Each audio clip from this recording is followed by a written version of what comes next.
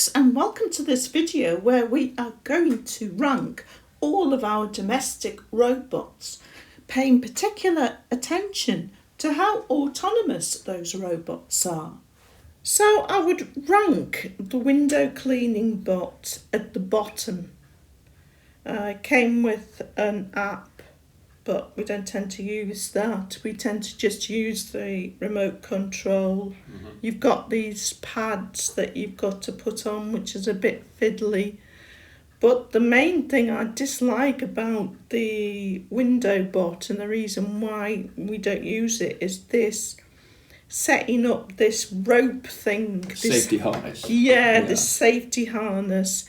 It's just such a palaver, isn't it? It is, yeah.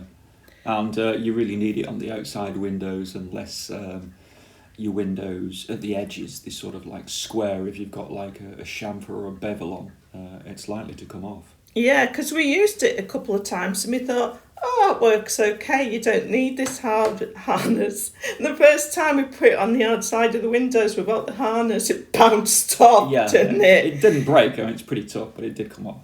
Yeah. I find it better to play with rather than something that you would seriously use every day to clean your windows. It's fun playing with it. Yeah, but it just takes too much setting up. Yeah. We just don't use it, do we? Nah. I mean, if you use it on the inside of the windows, you don't need the harness. And if you use it like in a bathroom for cleaning tiles like we did here, you don't need the harness. But it just does seem like still a palaver to put the cleaning cloths on the plastic discs that you've got to attach to it. And then you've got to take them off and you've got to wash them in the washing machine. And it's quite noisy, and you probably need 2 or 3 applications like on the tiles there. Oh, it does clean things. It does clean windows. It does clean tiles. It doesn't clean the corner of windows, but where it does clean, it does a good job. But for me, it just takes too much effort to set it up. I think if you were using them in a situation where you couldn't clean the outside of your windows, say you were several stories up or on the outside of a flat or something like that. Yeah, maybe. It might be worthwhile. But for us, it's not very good. Nah. So the next thing on the list is floor mopping robots. So we've got the Braava 380, the larger Braava, and the Braava Jet. And the Braava 380 has 2 cleaning heads. It's got this one which is for dry mopping, and the other one which you fill up with water, fill the reservoir up with water for wet mopping. But we found, Paul, that it's best just to dampen the cloth, didn't we? Fill the reservoir up and dampen the cloth as well, because it takes a while for the water to come out of the reservoir by its little wick and wet the cloth. Now, you've used this one more than me, haven't you? I have, yeah. And you seem to particularly like this. I find it easier to use than the Braava Jets. Right. And, of course, with it being bigger, it does the floor area quicker. Yes, it's a more appropriate size for our kitchen floor. As you can see, it's very easy to put the floor pads on, the mopping pads on. And you also use this navigation cube. Yeah, I think this is a bit old school in comparison to the Braava Jet, but it seems to work okay. So how do you think this is easier to use than the window bot? Oh, it's so much easier. The cleaning rags are easy to put on the head, and the head just magnetically locates onto the base of the cleaner. It's there's no fiddling around trying to pull it over an edge with a tight cord, and it's just so much easier to use. Almost put them on without thinking about it. So you've not got a cable there, you've not got a harness, and the mopping pads that you put on can be fixed easily and taken off easily, which is a big contrast with the window bot. Yeah. I mean, the window bot isn't really battery powered, is it? It's powered by an adapter, whereas the Braava here is battery powered, but it lasts about 8 charges. It can clean the kitchen floor about 8 times between charging. Yes, so you plug it into the wall to charge the battery. Yeah. Now the Braava Jet is similar, but it's got some quite noticeable differences in that you have a battery that you take out, which has its plus side and its negative side. You can use disposable pads, and you can use cleaning detergent provided by iRobot. But as far as the cleaning detergent's concerned, I think it's a bit of a gimmick, because I find that water by itself cleans just as well. What seems to make the difference in how much dirt it gets off the floor is how long you leave it on. How many times you put it over the same area. Yeah, it seems duration rather than whether you have detergent or not. And I don't use the disposable mopping pads because I think they're a bit of a waste of money, really. They're expensive, aren't they? Really? They're very expensive, and it's not environmentally friendly. So I use the washable mopping pads for the Braava that you can get, similar to the mopping pads that we have for the larger Braava. You just remove them and put them in the washing machine once they need cleaning. Now, I would say they both clean really, really well. Yes. But I would say the small Braava's better for smaller rooms. And getting in tighter gaps. So next we have the iRobot Roombas, and we're going to start with the first Roomba that we bought back in January 2016. And this is the Rumba 631 series.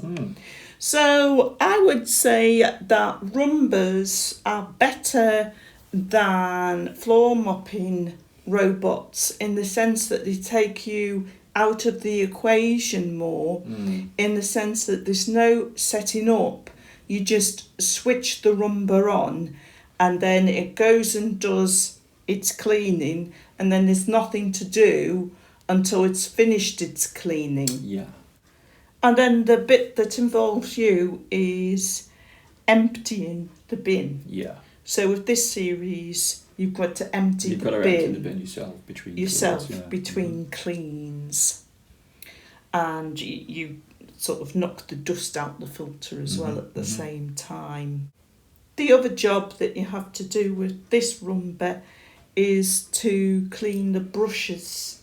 Occasionally. But that's not very often, is it? No, probably once every about 6 or 7 cleans, maybe. Depends. Well, it depends where it is, because we are now using this old Rumba in our garage. That's right, and the old Rumba uses the brush and beater. Yes. Now, when we were using the brush and beater on the old Rumba in our house, you had to do this, or I had to do this, and sometimes do it together, a lot more often, didn't we? Because you used to get a lot more hair and other things wrapped around the brushes. But now it's been relegated to the garage. That doesn't happen very often. And also you need to pop the yellow things off the end caps. Yeah, the end caps. Now, it doesn't really get anything in those end caps in the garage. It used to get a lot of peto when it was in the house, contracted around the end of the and I remember it being quite difficult to get out of those end caps as well. It would get really wrapped around tightly, and it had to be done more often when it was in the house. So the more recent Rumba we got is the i7 Plus, and this is quite a big improvement on the other Rumba, isn't it? Oh, it is indeed, yeah. Now this is like getting more autonomous, mainly because of the tower that it goes back self-emptying, to. Self-emptying, You're not involved much at all, are you? Yes. So after it's vacuumed an area, it goes back to the tower and empties itself. And it's ready for the next time. Yeah, and the bags that you put into the tower, they're very easy to put in, and you only have to change those about 3 times a year. 3 times a year, yeah, I'd say so. So it really does cut a lot of work out. And another good thing about this is you can program it. So you can program it to come on in the morning. Yeah. Which means that you don't even have to switch it on. And it can learn to recognise certain areas. So you could say just hoover the back half of the living room or the front half, or just hoover the hallway. Now this is another change. The rollers, it's got the rubber rollers. Rather than the brush and beater. Yes. So you still got to take the rubbish out of the ends. Tends to get long hairs and fibres down but there. those come out a lot easier than they did on the other Rumba. That's right, yeah. It's a lot easier to take them out. And you don't have any of that business of having to brush them with a comb. I think the rollers are also more effective in actually extracting dirt out of the carpet. Do you? And again, you don't have to do this with the rollers very often at all, do you? Once every 6 or 8 cleans, would you say?